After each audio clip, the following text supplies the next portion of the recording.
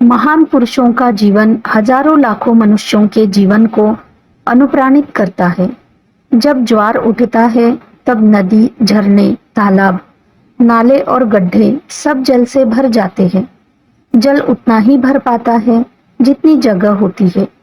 इसी प्रकार स्त्री पुरुष जो भी महान पुरुषों के संपर्क में आते हैं वे उनसे अत्यधिक बल पाते हैं। उनमें से जो उनके पद चिन्हों पर अपनी संपूर्ण भक्ति भावना और श्रद्धा के साथ चलते हैं वे संत हो जाते हैं। स्वाभाविक है कि श्री रामकृष्ण के महान व्यक्तित्व से न केवल पुरुषों को ही प्रेरणा मिली, जिनमें से कुछ तो साधु हो गए और कुछ गृहस्थ, बल्कि अनेकों स्त्रियों को भी इन्होंने प्रेरणा दी है। उनमें से कई ने जोगिनों का जीवन बिताया और शेष ने निष्ठावान गृहस्थिनों का। उनसे मिलने वाली महान महिलाओं में से एक तो उनसे आयु में बड़ी थी और जो उनके गुरुओं में से थी। दूसरी एक ऐसी आध्यात्मिक महिला थी जिन्हें बाल गोपाल के दर्शनों के अद्भुत अनुभव थे। उनकी भतीजी उनकी शिष्या बन गई। उनकी अन्य शिष्याओं में बहुधा गृहस्थ स्त्रियां अथवा पुजारिनें थी जिन्होंने पवित्र मां शारदा देवी के सिद्धांतों को अपनाया था। आज हम ऐसे ही योगेश्वरी भैरवी ब्राह्मणी के जीवन चरित्र को श्रवण करते हैं जो श्री रामकृष्ण परमहंस जी के जीवन से संबंधित थे। श्री रामकृष्ण की महिला गुरु योगेश्वरी भैरवी ब्राह्मणी के नाम से विख्यात थी। वे योग के साथ ही साथ वैष्णव तथा तांत्रिक क्रियाएं भी करती थी।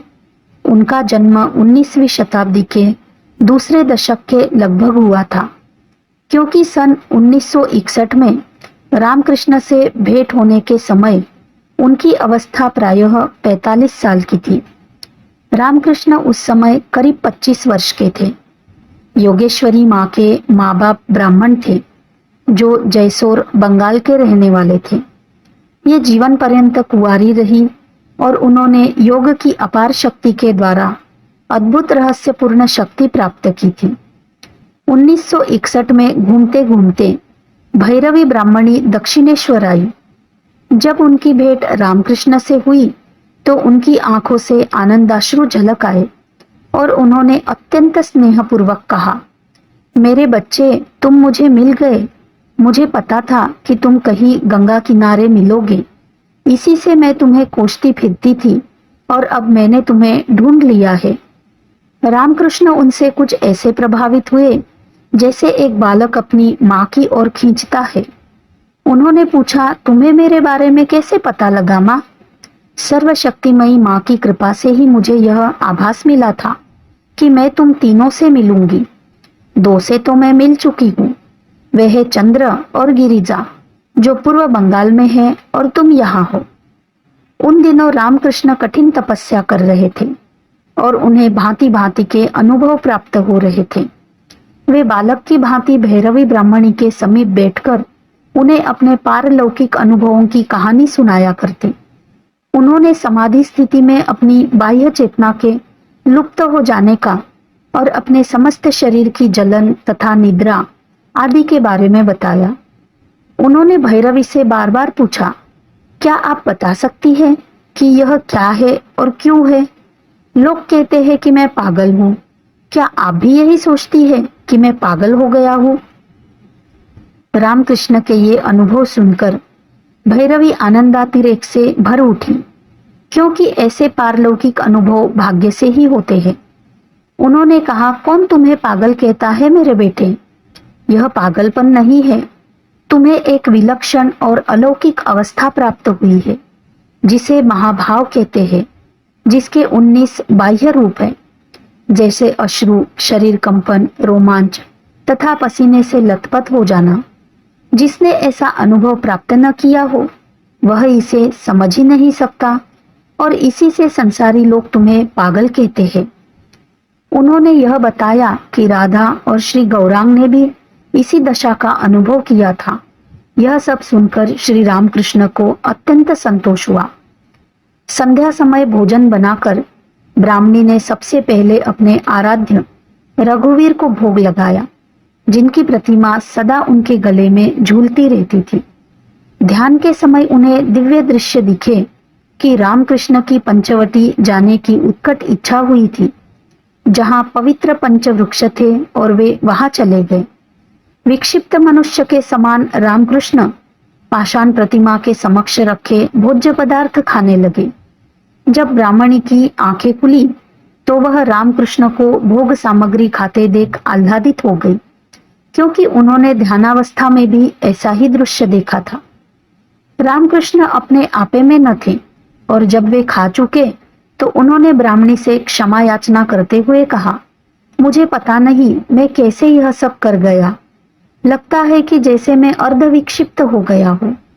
ब्राह्मणी ने कहा, तुमने बहुत ही अच्छा किया पुत्र, यह तुमने नहीं किया है बल्कि उसने किया है जो तुम्हारे अंदर है।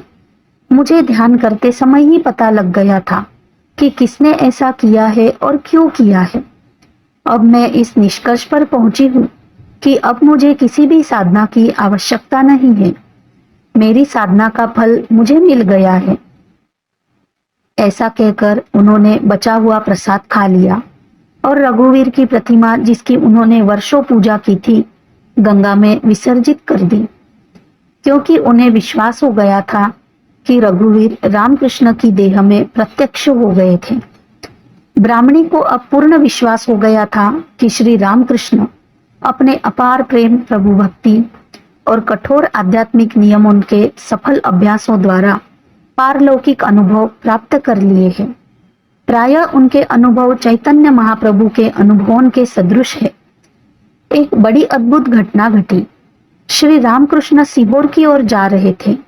उन्हें ऐसी अनुभूति हुई कि दो तेजस्वी बालकों का उनके शरीर से प्रादुर्भाव हुआ है, जिनको ब्राह्मणी ने चैतन्य और उनके साथी नित्यानंद के रूप में पहचाना।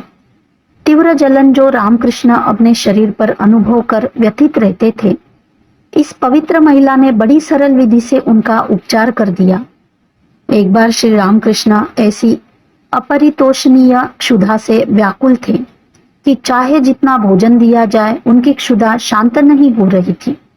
ब्राह्मणी जानती थी कि जो महान आत्माएं उच्च आध्यात्मिक स्तर पर पहुंच जाती है, उन्हें कभी कभी ऐसी अनहोनी स्थितियों से भी गुजरना पड़ता है।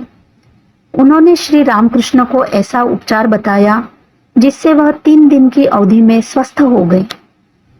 ब्राह्मणी ने श्री रामकृष्ण को 64 प्रमुख तंत्रों के विभिन्न नियम उपनियमों का प्रशिक्षण दिया। उन्होंने बाद में बताया, पवित्र माता की असीम अनुकंपा ने अनेक विपत्तियों और अग्नि परीक्षाओं के समय मेरी रक्षा की। कुछ परिस्थितियां तो इतनी भयंकर थी कि कोई भी जिज्ञासु पथभ्रष्ट हो सकता था। इस संत महिला ने प्रथम बार श्री रामकृष्ण में अवतार होने के लक्षणों की विवेचना की और अपने इस विश्वास को निर्भीकता से व्यक्त किया।